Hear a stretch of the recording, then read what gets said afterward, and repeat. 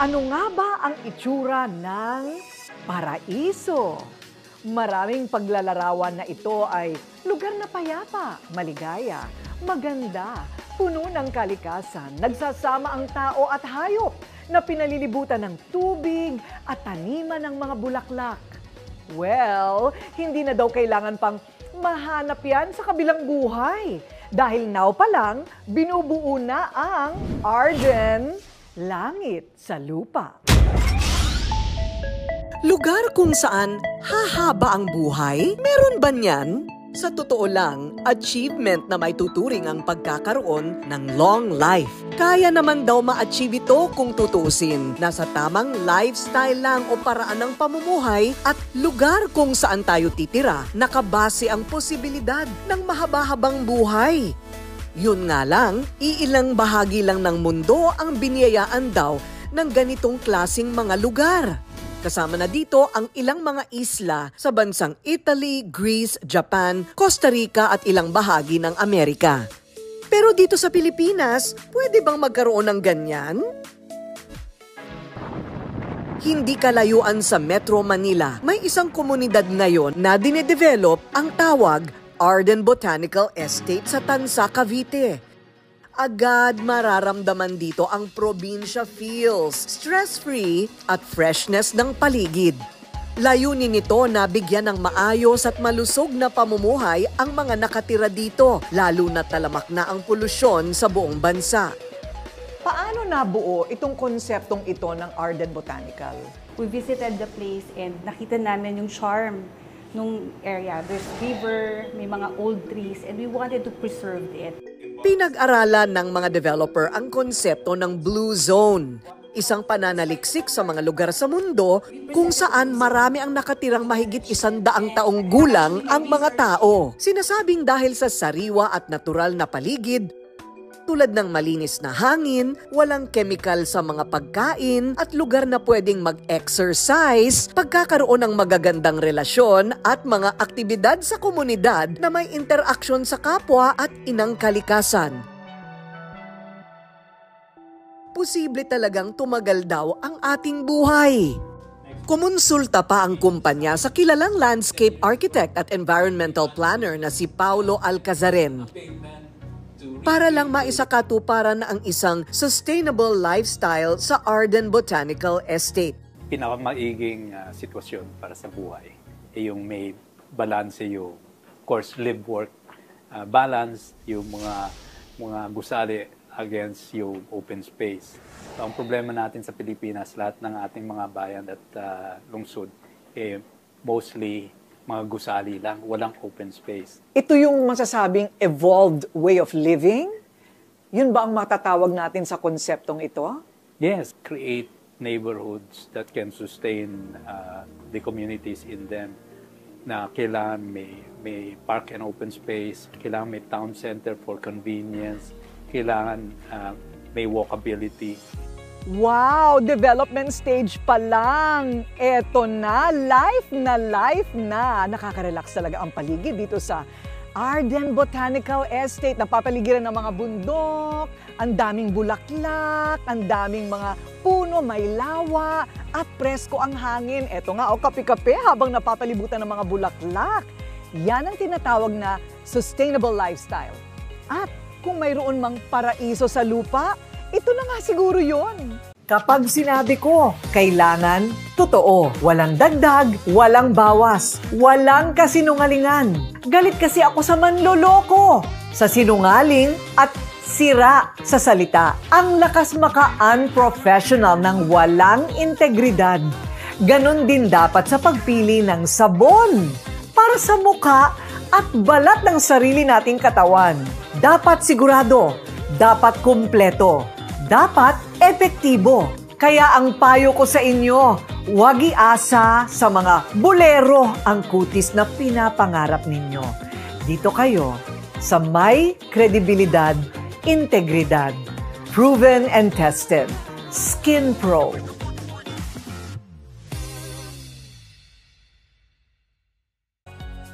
Siniguro naman ng Mega World na hindi masisira ang kalikasan habang itinatayo ang proyekto. Ang mga natural na ilog at lawa sa lugar ay hindi tinabunan pero ginawang natatanging atraksyon na mapapakinabangan ng mga titira dito. Isang paraiso sa lupa ang target nilang iparanas sa ating mga kababayan. Ang daming water features, ito yung mga dinaanan ng tubig, but hindi namin siya tinabunan. Ginawa namin siyang feature itong village. So for example, meron kami yung pinaka-main feature nito is called Centrera Park. It's a long water feature na very shallow siya. Ang idea ron is tuwing umaga, yung mga residents ito lalabas saka tuwing hapon. It's very important in wellness and at least makilala mo yung mga kapitbahay mo. Gusto namin yung mga bata naglalaro, madudumihan, magtatampisaw. Very rare na to sa kadalasan sa mga bata. Kasama sa mga project na gagawin sa loob ng Arden Botanical Estate ang mga village gaya ng The Lindgren, Arden Botanical Village at Arden West Park Village. Isang pista sa paningin ang malawak na balak na lavender fields kung saan matatagpuan ng iba't ibang klase ng mga bulaklak. Kahit saan ka tumingin, makulay ang paligid. May mga walkways o lalakaran din na palilibutan ng mga iba't ibang halaman. Siguradong magugustuhan ng mga residente ang maglakad at mag-jogging dito. Mayroon ding area para ilakad ang mga alagang hayop. Ang tawag ay pet park. Ang mga parke ay green na talagang marerefresh at makakapag-relax ang pagod na katawan. Ang clubhouse na nakatayo ngayon, isang matatawag na Scandinavian-inspired green architecture. Halos hindi mo na masasabi kung nasa loob ka o labas ng building dahil blended ang kalikasan sa infrastruktura. All-in-one at kumpleto sa amenities tulad ng mga function room, conference room at iba pa.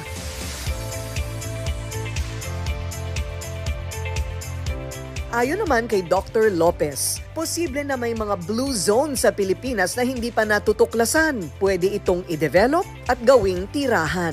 At kung saan pwedeng humaba pa ang buhay nating mga Pinoy. These are communities that their intention is to have more centenarians among their population.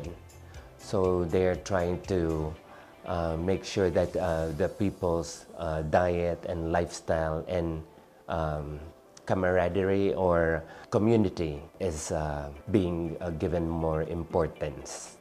Dagdag din ng wellness doctor, huwag kalimutan ng mental health at holistic care sa ating sarili. Kaya may rekomendado din siyang mga tips na dapat ikonsidera. Karamihan sa atin ay hindi na kumakain ng masyado ng gulay. So we end up with deficiencies and it leads to symptoms gaya ng high blood pressure. Patunay na hindi lang yung kumbinyente ang dapat isaalang-alang sa paghanap ng bahay na titirhan. Mahalaga na isama rin ang maayos na kondisyon ng paligid. So Corina, kung pipili ka rin naman ng lugar na titirhan, syempre pipiliin mo na kung saan hahaba ang buhay mo. Tama, correct ka dyan, Yes. di ba? At nandito lahat yan sa Dito inyong development. Correct, sa Arden Botanical Estate. Sabi nga nila, life is not just existing, but living. At makukuha lang ang pinapangarap na long life kung pipili tayo ng maayos at dekalidad na lifestyle at tirahan. Take note, huwag tipirin ang sarili. Pag-ipunan dahil deserve nating lahat ang magkaroon ng #BestLife.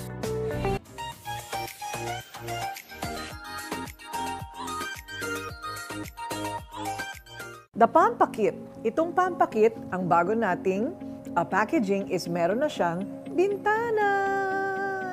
So hindi nyo na kailangan buksan. Naku, yung mga miron, bubuksan, tatanggalin para makita kung nandyan ba talaga sa loob lahat ng 3 products all in one.